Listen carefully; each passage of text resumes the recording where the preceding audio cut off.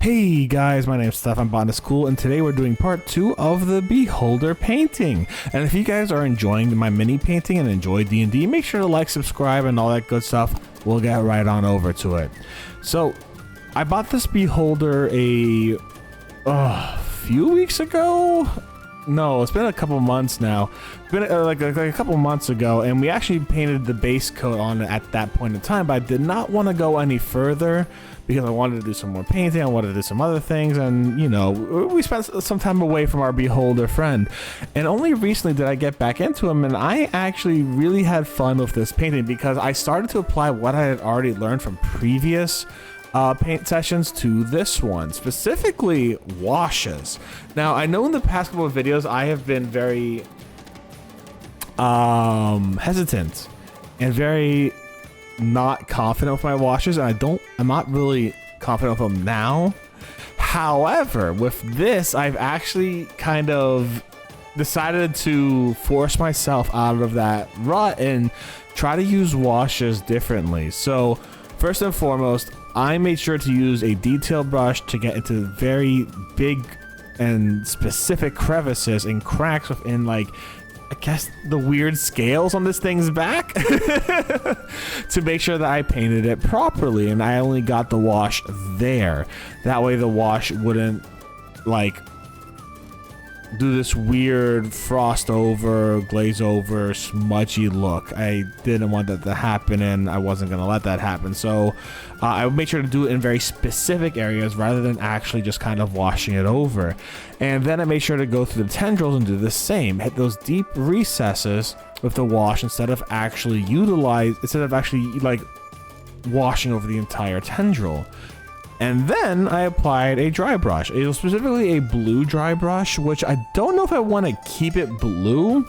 However, I don't mind it at all. It looks pretty interesting. Like, I'm looking at it like in person now, and I don't mind it. However, it doesn't look as intimidating. It looks more like, you know, when you expect to see Beholder, you expect to feel like intimidated by it. This almost looks like you're just like watching a Beholder in its natural habitat in a wildlife documentary or something like that, you know? And I quite like that in its own very special way. I was also able to provide some washes to the teeth and into the mouth, of course, to make sure that I got that the red parts of the mouth actively, you know, washed up and the shade was there all appropriate. And overall, I think I did a really great job touching this guy up and providing a few more colors, a little bit more depth, and really making him stand out quite a bit more. I do not know what or how I'm going to work with those clear pieces for like the fire and the lightning and all that kind of stuff. I don't know exactly what I'm going to do for that just yet.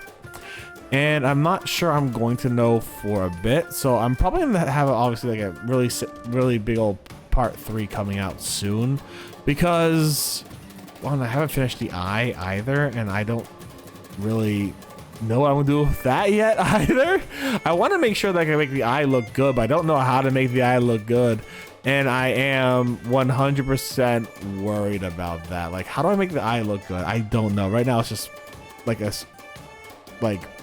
big white ball with a pupil in it, and it's like I haven't done anything to make this eye look good, and I will have to, and I'm very nervous about it because like that feels like it's gonna be more detailed work. But until then, I'm not gonna worry about it too much. Overall though, I really think I have learned in this painting to utilize my washes better and to utilize them with more efficiency by specifically attacking the crevices rather than actively utilizing them as an overall treatment for the whole entire mini. I don't have too much to speak on the Beholder. Again, I had already done a video on the Beholder before, and we have a lot of great information from the Beholder, like stat blocks and stuff, in the first video, in the part 1 video. So if you haven't already, make sure to go check that one out. I'll leave a link in the description. This video will be directly linking towards the VOD, so if you want to see the shortened video of the part 1, that'll be linked in the description down below, and I highly encourage you to go take a look at that. It was a really simple paint, just getting the base coats on, but at the same time This thing has a lot of fucking like layers and a lot of like scale-like things or feather-like things or skin flaps, whatever you want to call them. It has a lot of them. And even just doing the base coat wasn't the easiest thing out there, but we got it done good.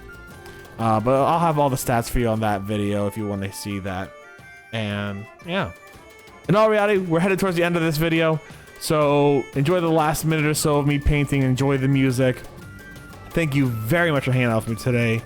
I hope y'all have a good one. Y'all stay safe, stay Botanist Cool, enjoy the rest of the video, and enjoy the turning around of the model you'll see at the very end. And I'll see you for the next one. Bye, everyone.